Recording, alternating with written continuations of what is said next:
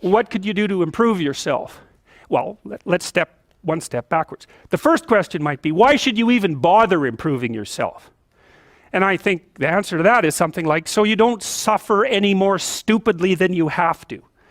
And maybe so others don't have to either. It's something like that. You know, like there's a real injunction at the bottom of it. It's not some casual self-help doctrine. It's that if you don't organize yourself properly, you'll pay for it, and in a big way, and so will the people around you. Now, and you could say, well, I don't care about that, but that's actually not true. You actually do care about that, because if you're in pain, you will care about it. And so you do care about it, even if it's just that negative way, you know. It's very rare that you can find someone who's in excruciating pain who would ever say, well, it would be no better if I was out of this.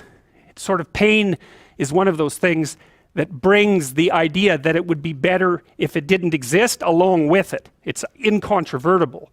So you get your act together so that there isn't any more stupid pain around you than necessary. Well, so then the question might be, well, how would you go about getting your act together? And the answer to that, and this is a phenomenological idea too, it's something like, look around for something that bothers you and see if you can fix it. So now you think, well, let's say you go into you can do this in a room. It's quite fun to do it just when you're sitting in a room, like a room, maybe your bedroom. You can sit there and just sort of meditate on it and think, okay, if I wanted to spend 10 minutes making this room better, what would I have to do? And you have to ask yourself that, right? It's not a command, it's like a genuine question.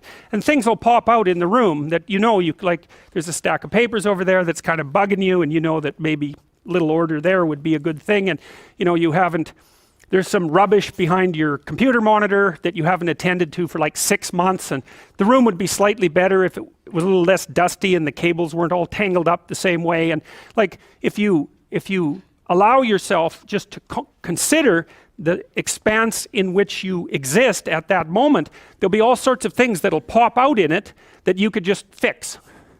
And you know, I might say, well, if you were coming to see me for psychotherapy, the easiest thing for us to do first would just be to get you to organize your room. You think, well, is that psychotherapy? And the answer is, well, it depends on how you conceive the limits of your being. And I would say, start where you can start. You know, if something announces itself to you, which is a strange way of thinking about it, as in need of repair, that you could repair, then hey, fix it. You fix 100 things like that, your life will be a lot different. Now, I often tell people too, fix the things you repeat every day, because people tend to think of those as trivial, right? You get up, you brush your teeth, you have your breakfast, you know, you have your routines that you go through every day. Well, those probably constitute 50% of your life. And people think, well, they're mundane, I don't need to pay attention to them. It's like, no, that's exactly wrong. The things you do every day, those are the most important things you do. Hands down. All you have to do is do the arithmetic. You figure it out right away. So 100 adjustments to your broader domain of being, and there's a lot less rubbish around, and a lot fewer traps for you to step into. And so that's in keeping with Jung's idea about erasing once you've got your mind and your emotions together, and once you're acting that out, then you can extend what you're willing to consider yourself and start fixing up the things that are part of your broader extent. Now, sometimes you don't know how to do that. So you might say, imagine you're walking down Bloor Street and there's this guy who's like alcoholic and schizophrenic and has been on the streets for 10 years. He sort of stumbles towards you and, you know, incoherently mutters something. That's a problem. And it would be good if you could fix it, but you haven't got a clue about how to fix that.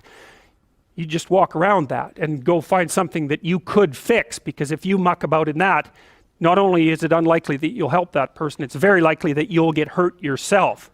So, you know, just because while you're experiencing things announce themselves as in need of repair doesn't mean that it's you right then and there that should repair them. You have to have some humility. You know, you don't walk up to a helicopter that isn't working and just start tinkering away with it.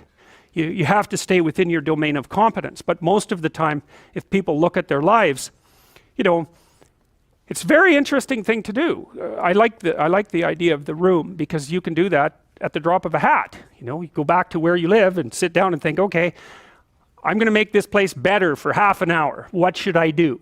And you have to ask. And things will just pop up like mad. And it's partly because your mind is a very strange thing. As soon as you give it a name, a genuine aim, it'll reconfigure the world in keeping with that aim. That's actually how you see to begin with. And so if you set it a task, especially, you have to be genuine about it, which is why you have to bring your thoughts and emotions together, and then you have to get them in your body so you're acting consistently. You have to be genuine about the aim, but once you aim, the world will reconfigure itself around that aim, which is very strange. And it's technically true. You know, the best example of that, you have all seen this video where you watch the basketballs being tossed back and forth between members of the white team versus the black team, and while you're doing that, a gorilla walks up into the middle of the video and you don't see it. It's like, you know, if you thought about that experiment for about 5 years, that would be about the right amount of time to spend thinking about it. Because what it shows you is that you see what you aim at. And that, man, if you can get one thing through your head as a consequence of even being in university, that would be a good one. You see what you aim at. And so because one inference you might draw from that is, be careful what you aim at, right? What you aim at determines the way the world manifests itself to you. And so if the world is manifesting itself in a very negative way, one thing to ask is, are you aiming at the right thing? Now, you know, I'm not trying to reduce everybody's problems to an improper aim. People get cut off at the knees for all sorts of reasons. You know, they get sick, they have accidents. There's a random element to being, that's for sure. And so you don't want to take anything, even that particular phrase, too far. You want to bind it with the fact that random things do happen to people, but it's still a great thing to ask.